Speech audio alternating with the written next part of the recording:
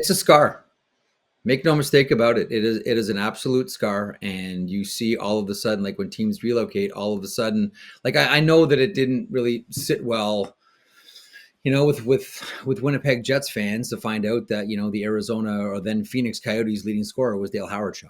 Like that stings. Like that's tough. And Atlanta goes to Winnipeg, and they're forced to admit that their leading scorer is Ilya Kovalchuk, not Dale Howardchuk. Like these things like leave like really deep scars into fan bases. Like I grew up in the era, you mentioned the Quebec Nordiques a second ago. I grew up in the era where that was, for my money, the greatest rivalry in the history of the NHL.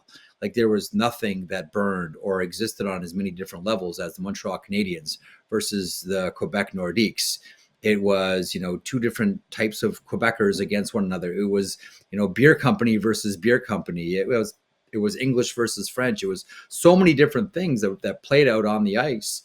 And when the Quebec Nordiques left, I mean, that left a deep scar. And to this day, I mean, how many fleur-de-lis jerseys do you see still populating the NHL?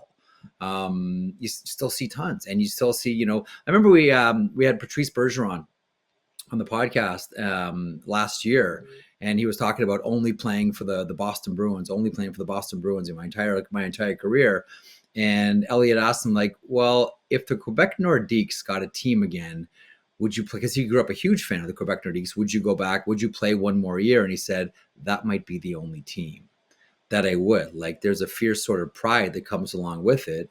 And I think it really does leave a scar in the psyche of the fans that stay behind as the team leaves, and you can't follow them anymore. You can't say, well, that used to be us and I'm going to be a fan there. No, there's like this empty, it's like a gut punch.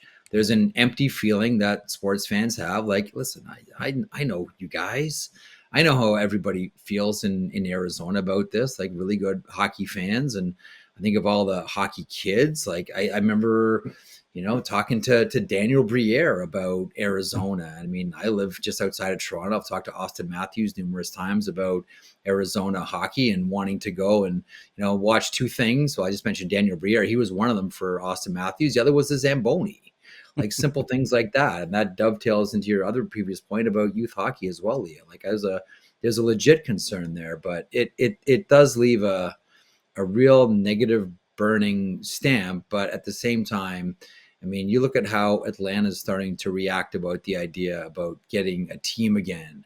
And I'll tell you, like Winnipeggers, you talk about Gary Bettman being popular in Arizona, like Winnipeggers got, their team back a lot to do with Gary Bettman.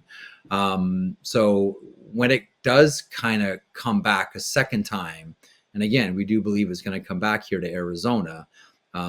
Once you lose something and you get it back, you tend to embrace it that much more. It doesn't, I'm not offering anything that's going to console anybody right now, but once you start to get that sort of chumming of the waters that a team might be coming back, it is a wonderful feeling. And I think we all hope, and I think deep down, we know that the NHL will go back to Arizona at some point. Doesn't make the scars go away though. Those will always be with you as a sports fan.